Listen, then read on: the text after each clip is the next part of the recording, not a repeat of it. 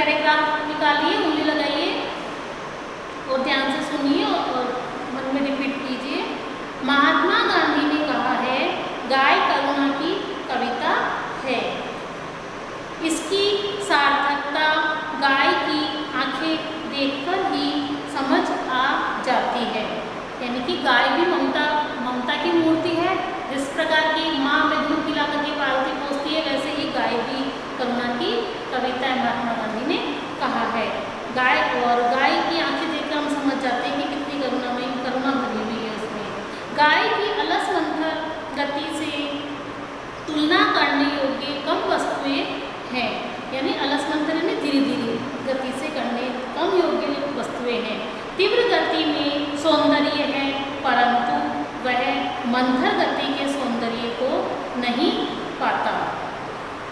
बाण की तीव्र गति क्षण भर के लिए दृष्टि में चकाचौंध उत्पन्न कर देती है, फिर मंद समीर से फूल का अपनी डाली पर हौले हौले हिलना मन को मोह लेता है। कुछ ही दिनों में गोरा इतनी हिल मिल गई कि अन्य पशु पक्षी अपनी लघुता और उसकी विशालता का अंतर भूल गए। यानी कि कौन पशु छोटा है और कौन बड़ा है, यह उसका कोई भेद नहीं था और आपस में हिल मिल गए, घुल मिल गए। कुत्ते बिल्ली उसके पैरों के बीच में खेलने लगे।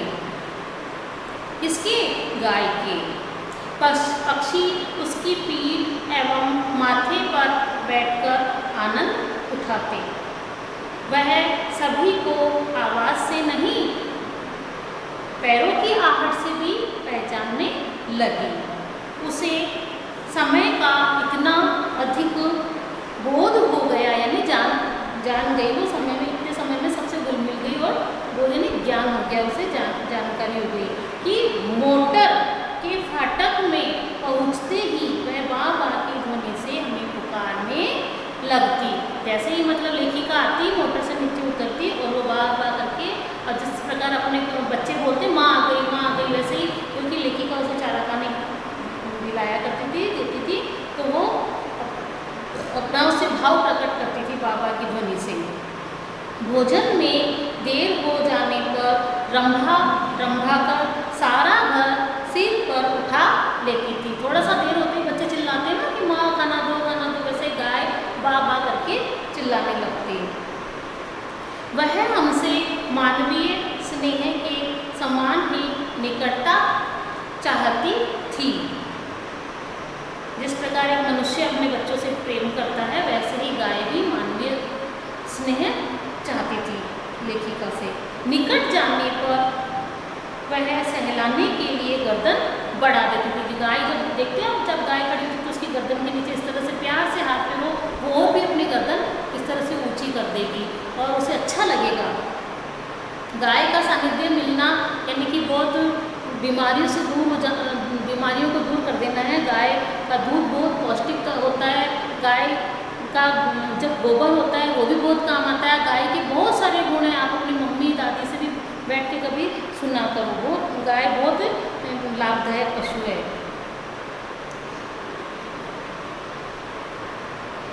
आवश्यकता के लिए उसके पास एक ही ध्वनि थी, परंतु उल्लास, दुख, आकुलता आदि की अनेक छाया उसकी आंखों में तेरा करती थी। केवल वो एक ही ध्वनि जानती, कौन सी? बाबा। जैसे अपन बोलते हैं मामा, इसमें बाबा लिखा हुआ है। मेरे नौकरों में से किसी को भी ढंग से दूध दोहना नहीं आता था। वे इस कार्य में बहुत समय लगा देते थे।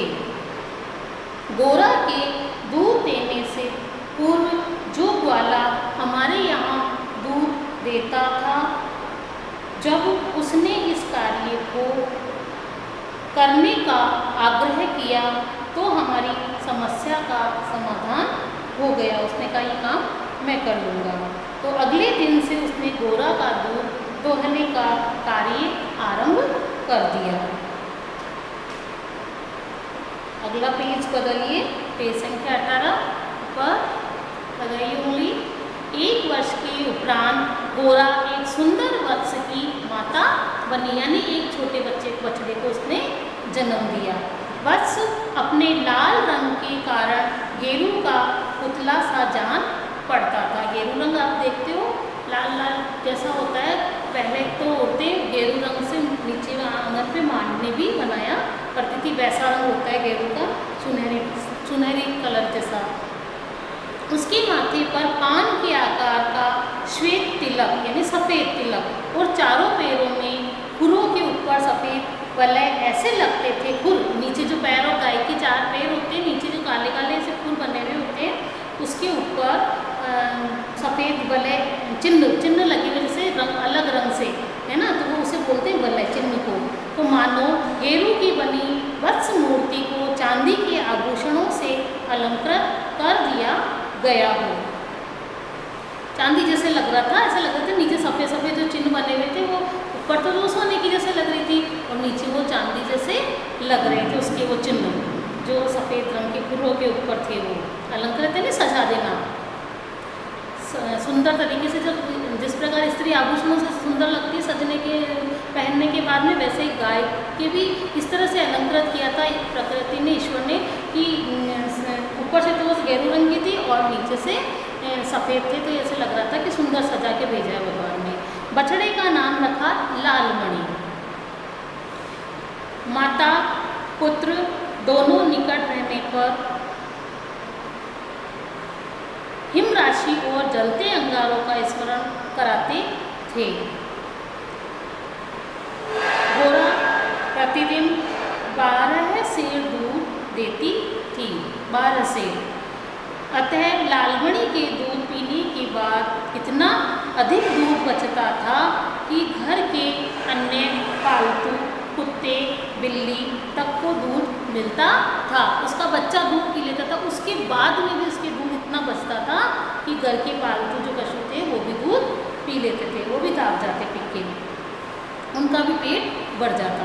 अतः लालमणि के दूध पीने के बाद इतना दूध बचता था कि घर के कुत्ते बिल्ली भी उससे संतुष्ट हो जाते, तुष्ट हो जाते। दूध दोहन के समय वे एक पंक्ति बनाकर बैठ जाते, लाइन से दूध पीने के लिए बैठ जाते कि हमें भी अब दूध मिलेगा।